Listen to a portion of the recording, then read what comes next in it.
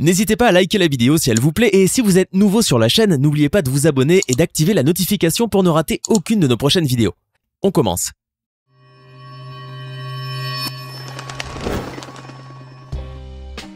Bonjour et bienvenue à tous.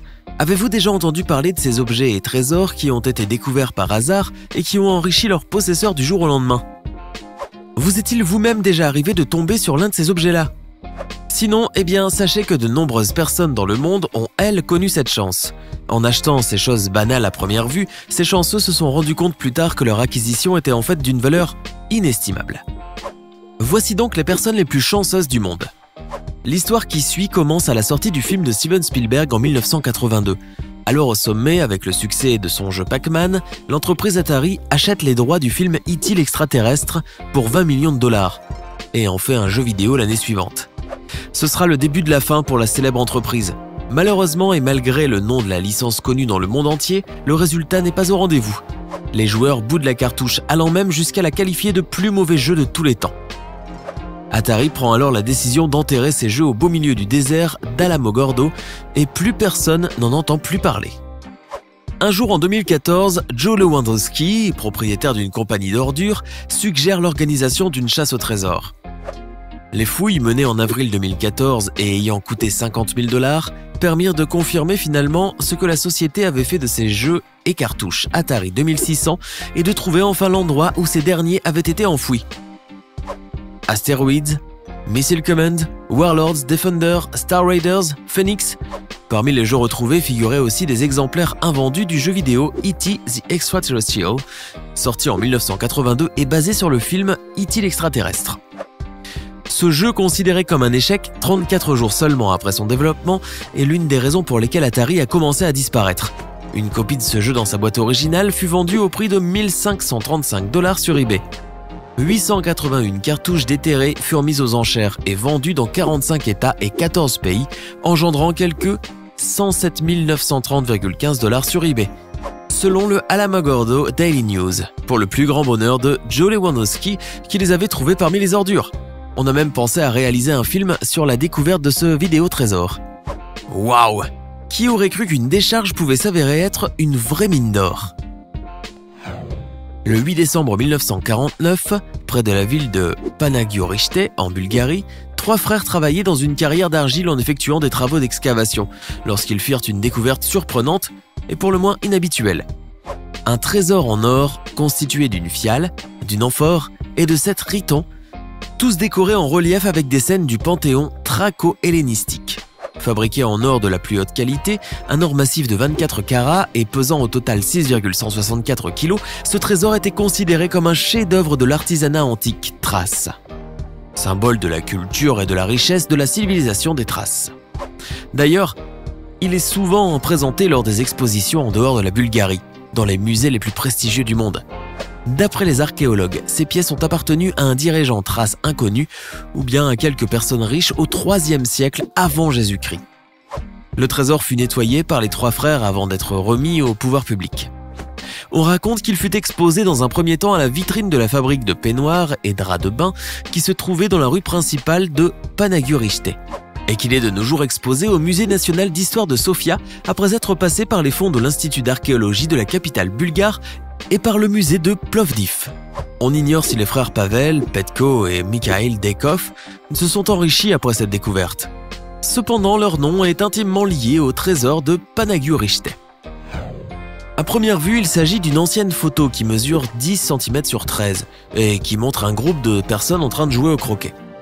Rien d'exceptionnel, vous allez penser, n'est-ce pas? Et pourtant, cette photo, achetée à 2 $ en 2010 dans une brocante de la ville de Fresno, en Californie aux États-Unis, par un collectionneur du nom de Randy Guiaro, a valu, tenez-vous bien, 5 millions de $. Et non, ce n'est pas une blague. Et pour cause, cette photo que vous pensiez banale et qui fut authentifiée en 2015 montre un individu parmi ces hommes, et pas n'importe lequel. En effet, sur l'image, on peut voir un certain Billy the Kid, l'un des criminels les plus célèbres de l'Ouest américain durant la deuxième moitié du 19e siècle. De tous les hors-la-loi de l'Ouest américain, il est sans aucun doute le plus célèbre et il n'y avait presque aucune photo de lui à l'âge adulte. Normal que cette deuxième photo connue du célèbre hors-la-loi américain, William Henry McCarthy, de son vrai nom, Appuyé sur un maillet de croquet, souriant et entouré des membres de son gang, les Lincoln County Regulators, vaille ce prix. Une photo originale de Billy the Kid, c'est le saint graal de l'Ouest américain, a déclaré David McCarthy, numismate en chef de Caggins, la société chargée d'authentifier la photo qui a mis 1 an pour le faire. Sceptique en voyant la photo pour la première fois, la société effectua même un déplacement afin de repérer l'endroit où la photo avait été prise. Une chance inespérée donc pour l'heureux collectionneur qui avait acheté à la dernière minute cette vieille photo prise au Nouveau-Mexique à la fin de l'été 1878, probablement après un mariage. En 2011, un autre des portraits de Billy the Kid avait été adjugé 2,3 millions de dollars et acquis par le milliardaire et collectionneur floridien William Koch, un passionné du vieil Ouest américain. Eh bien, quand un criminel populaire peut vous rapporter gros. John Richard, un londonien de 73 ans, a eu la chance de sa vie en découvrant que le sac à main dont il avait fait l'acquisition pour 20 livres sterling dans une vente de charité à Oxfam valait en réalité 350 000 livres sterling, soit près de 387 000 €. Le sac, qui traînait dans une boîte poussiéreuse dans un coin du magasin, était en fait une œuvre du célèbre designer irlandais Philip Treacy. Celui-là même qui réalise des chapeaux pour les célébrités et les personnes riches et dont les créations sont très prisées par les collectionneurs. Se disant choqué d'avoir trouvé le sac cousu à la main et signé Philip Treacy dans cette vente de charité, le septuagénaire chanceux décida 2 mois après avoir acheté ce sac de vérifier s'il était authentique en l'emmenant au magasin Philip Treacy. On lui confirma alors qu'il s'agissait bien d'une pièce originale, une œuvre d'art, pas un sac, selon G. Brennett, directeur de Philip Treacy London. Le sac, qui présente un motif d'impression d'Elvis Presley de l'artiste américain du pop art Andy Warhol, est considéré comme l'un des 10 exemplaires jamais réalisés. Fee Gilfeather, responsable marketing chez Oxfam Trading, fut quant à elle surprise d'entendre à quel point le sac à main était précieux et déclara que le magasin Oxfam était très déçu de ne pas profiter de prix de revente de l'article. Jamais le retraité n'aurait imaginé sa chance ce jour-là. Lui, qui avait même marchandé le prix du sac en demandant à la vendeuse de lui vendre à 15 livres sterling, a finalement bien fait de l'avoir pris au lieu de le remettre à sa place. Alors que sa valeur initiale était estimée entre 200 et 400 livres sterling à sa création, John Richard s'est vu s'offrir jusqu'à 350 000 livres sterling par un acheteur privé en Chine, ce qui allait en faire alors le sac le plus cher de l'histoire. Pour ceux qui adorent fouiner dans les brocantes, les marchés aux puces et les magasins d'occasion, ne sous-estimez jamais une pièce d'art ou un objet, car on ne sait jamais ce qu'ils peuvent valoir et vous rapporter. La chauffeuse de poids lourd Terry Horton, en 1992, voulait remonter le moral à une amie déprimée en lui faisant une bonne blague, lui offrir un tableau moche. Dans une brocante de Californie, elle tombe sur une grande toile pleine d'éclaboussures de peinture rouge, blanche, noire et jaune. Son amie n'est pas assez déprimée pour accepter ce cadeau, qui prendrait trop de place dans la caravane qui lui sert de maison. Quand Terry Horton essaie de revendre le tableau dans un autre vide-grenier, un professeur d'art de la région lui dit qu'il pourrait s'agir d'un Jackson Pollock. Jackson qui ? Elle n'a jamais entendu le nom du peintre américain. Depuis, l'œuvre divise les experts. Elle porte une empreinte digitale qui pourrait appartenir à Pollock, mais les proches de l'artiste doutent. S'il s'agit d'un vrai, le tableau vaudrait plusieurs millions de dollars, peut-être 100. Terry Horton en veut au moins 50 et refuse les offres inférieures, en attendant que son achat à 5 $ soit authentifié selon un blog spécialisé. Son histoire sans fin fait même l'objet d'un documentaire intitulé « Who the is Jackson Pollock ?» Un beau jour de 1989, un Américain qui se trouvait dans un marché aux puces à Adamstown, en Pennsylvanie, acheta pour 4 $ un vieux tableau dont il aima le cadre, pensant qu'il pourrait être récupéré et réutilisé une fois réparé. Or, après avoir enlevé la toile, il tomba sur un papier plié en 4 et dissimulé à l'intérieur. Curieux de savoir de quoi il s'agissait, l'homme déplia le papier.